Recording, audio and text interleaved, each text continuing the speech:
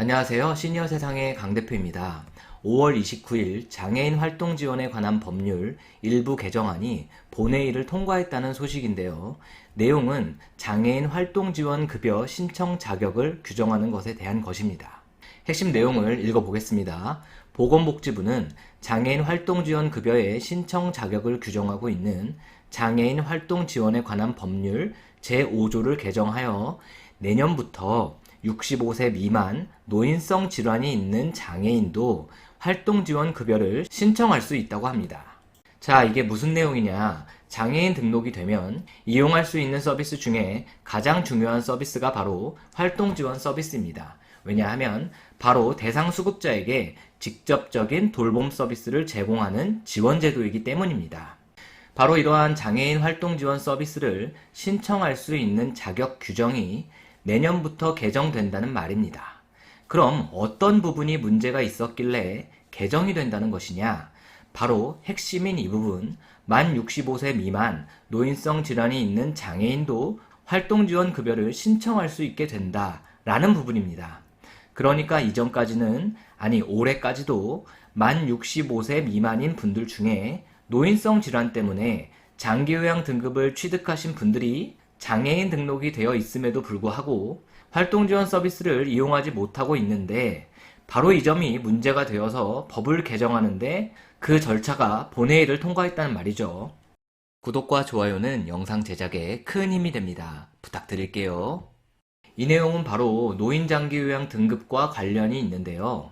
이제 많은 분들이 알고 계신 장기요양 등급은 만 65세 이상의 어르신 중에서 노인성 질환인 치매, 파킨슨, 뇌졸중 등을 앓고 계신 분들께 등급이 부여되고 각종 돌봄 서비스가 제공이 됩니다. 하지만 꼭 만 65세를 넘어야만 장기요양 등급을 받을 수 있는 게 아닙니다. 만 65세가 아직 안 된 분이라고 해도 치매 등과 같은 노인성 질환의 진단을 받게 된다면 장기요양 등급을 받을 수가 있습니다. 이렇게 신청 자격이 되니까 노인성 질환이 비교적 젊은 나이에 발생하게 되면 분명 국가에서 지원하는 돌봄 서비스를 받는 것이 좋겠죠. 하지만 문제는 만 65세 미만인 분들이 장애인 등록과 노인장기요양 등급에 모두 해당이 되는 경우가 문제가 됩니다. 돌봄이 필요한 분은 분명한데 노인장기요양 보험의 경우는 1:1 돌봄 서비스에 있어서 하루 3시간에서 4시간으로 아주 짧은 시간만 돌봄 서비스를 받을 수가 있지만, 장애인 활동 지원 서비스의 경우는 하루 최대 16시간까지도 가능한 만큼 오랜 시간 돌봄 서비스를 지원받을 수가 있습니다.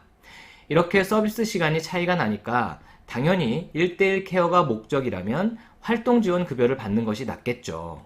하지만 만 65세가 되지 않은 분들이 노인성 질환이 있어서 덜컥 장기요양 등급을 신청하시고 수급자가 되게 되면 이런 분들은 장애인 활동 지원 서비스를 받을 수 없다는 내용이 장애인 활동 지원에 관한 법률 제5조에 명시가 되어 있습니다. 게다가 장기요양급여의 수급권을 뒤늦게 포기하더라도 활동지원급여를 신청할 수 없다고 명시해 두기도 했습니다.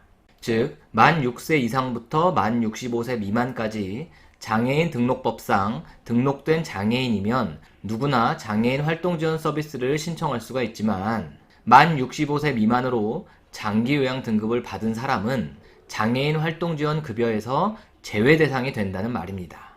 그래서 지난번 영상에서도 만 65세 미만인 분이라면 장기요양 등급을 신청하기 전에 한 번 더 숙고하시고 신청하라는 말씀을 드렸습니다. 물론 그간 이 같은 문제가 계속적으로 제기되어 왔고 지자체를 상대로 소송을 진행한 경우도 많아서 이렇게 20년도에도 65세 미만 노인성 질환 장애인에게 활동지원 이용을 금지한 것은 위헌으로 결정을 했고 헌법 불합치 결정을 내린 경우가 있었습니다. 헌법은 법 중에서도 최고 상위에 있죠. 모든 법이 헌법을 벗어나서 만들어질 수가 없는데요. 심지어 국가가 하는 일도 헌법을 벗어날 수가 없습니다. 최상위 법인 헌법에 위배되어 법률이 제정되었을 때 헌법재판소에서는 위헌 법률 심판을 할 수가 있는데, 바로 이 경우가 헌법재판소에서 위헌 결정을 하게 된 거죠. 위헌 결정이 내려지게 되면 그 제정된 법률은 효력을 잃게 되는데요. 여기서 재작년 기사를 보면은 위헌이지만 헌법 불합치 결정을 내렸다고 하죠. 헌법 불합치란 위헌이 나왔지만 바로 위헌 결정을 내리는 게 아니라 법을 개정할 때까지 일종의 유예 기간을 주는 방식이라고 보시면 됩니다. 그렇게 재작년이죠. 그 당시에 헌법 불합치 결정을 내린 이유를 이렇게 설명해주고 있습니다. 다만 단순 위헌을 선언해 즉시 효력을 상실하게 할 경우 중복급여로 인한 문제가 발생할 가능성이 있고 자립 지원의 필요성과 간병 요양의 필요성을 기준으로 한 장애인 활동지원법과 노인장기요양보험법의 급여의 구분 체계에 법적 공백이 초래될 우려가 있다면서 2022년 12월 31일을 시한으로 개선 입법이 있을 때까지 잠정 적용을 명했다. 즉, 이 법률이 문제가 있어서 위헌 결정을 했지만 올해까지는 유예 기간을 주었다고 보시면 되겠습니다. 몇 년 전부터 현재까지 이 문제의 스토리가 이제 이해가 다 되시죠? 이렇게 흘러오던 장애인 활동지원급여의 신청 자격을 규정하는 법률이 본회의를 통과했다는 소식이 오늘 내용이 되겠습니다. 순조롭게 법 개정이 이루어졌고 내년부터는 만 65세 미만의 장기요양급여 수급자도 장애인 활동지원 서비스 이용이 가능해지게 되는 것입니다. 물론 약간의 조건이 붙기는 하는데요. 이러한 경우는 중복수급이 될 수가 있겠죠. 만 65세 미만으로 장기요양급여를 이용하는 장애인이 활동지원급여를 신청하는 경우 서비스 지원 종합조사라는 것을 실시해서 활동지원급여의 필요성이 인정이 되면 장기요양급여에 더해서 활동지원급여를 추가로 이용하는 방안으로 가닥이 잡히고 있는 것입니다. 참고로 이와 반대로 활동지원 수급자가 만 65세 이후가 되면 장기요양급여 수급자로 자동 전환이 되는데요. 그래서 예전에는 쉽게 말해 활동지원 서비스가 끊기고 무조건 장기요양급여를 이용해야 했었습니다.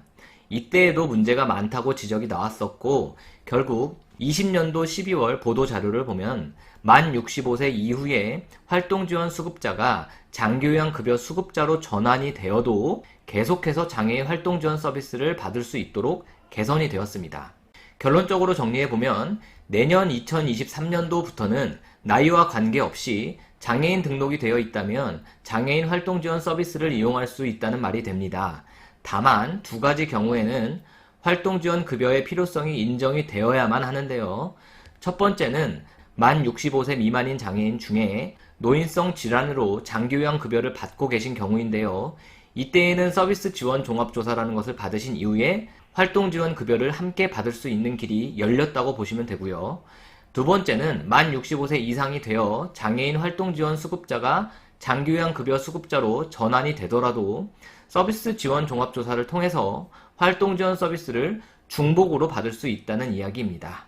오늘은 국가에서 지원해주는 돌봄 서비스 중에서 가장 보편적이면서도 꼭 필요한 제도인 장애인 활동지원 서비스와 장기요양 서비스의 중복수급이 가능해지는 법적 근거가 확실하게 마련이 되었다는 소식을 전해드렸습니다. 하지만 올해까지는 개정된 법이 적용되지 않는다는 거 한 번 더 기억하시고 해당되시는 분들은 장기요양 등급 신청 전에 잘 판단하셔서 결정하셔야 하겠습니다. 오늘도 시청해주셔서 감사합니다.